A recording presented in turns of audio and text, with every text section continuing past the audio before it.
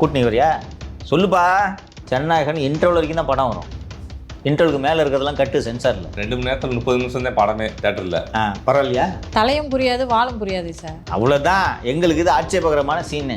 Revising committee chairman சொல்லுவார், interval பிறகு ஃபுல்லாக அப்ஜெக்ஷனபிள். ரிவைசிங் கமிட்டிக்கு அனுப்பிட்டாங்களா படம்? ரிவைசிங் கமிட்டி அமைக்கிறதுக்கே 40 நாள் ஆகும். இப்போ இந்த மாதம் எண்ணில் கூட படம் வராது. அது ஜனநாயகன் அல்ல, பிப்ரவரி நாயகன்.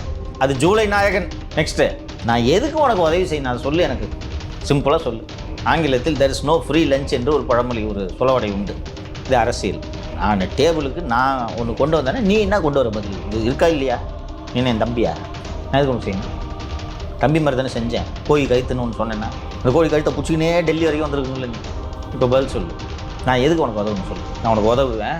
ஒரு டெல்லி டிஎஸ்பி அனுப்பிச்சு பனையூரில் உன்னை விசாரிக்க சொல்லி உனக்கு எந்த பிரச்சனையும் இல்லாமல் நான் பார்த்துக்குவேன். நீ போய் பாசிச பாஜகன்னு திட்டிக்கிட்டே திமுக ஜெயிக்க வைப்ப.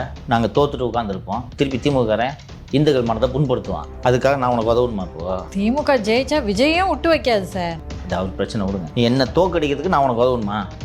அப்போ நான் ஜெயிக்கிறதுக்கு நீ உதவு. இல்லை திமுக தோக்கடிக்கிறதுக்கு நீ உதவு. நான் ஜெயிக்கிறதுக்கு நீ உதவு. நான் ஜெயிச்சாலும் திமுக தோத்துரும். இப்போ நீங்கள் என்ன சொல்லணும்?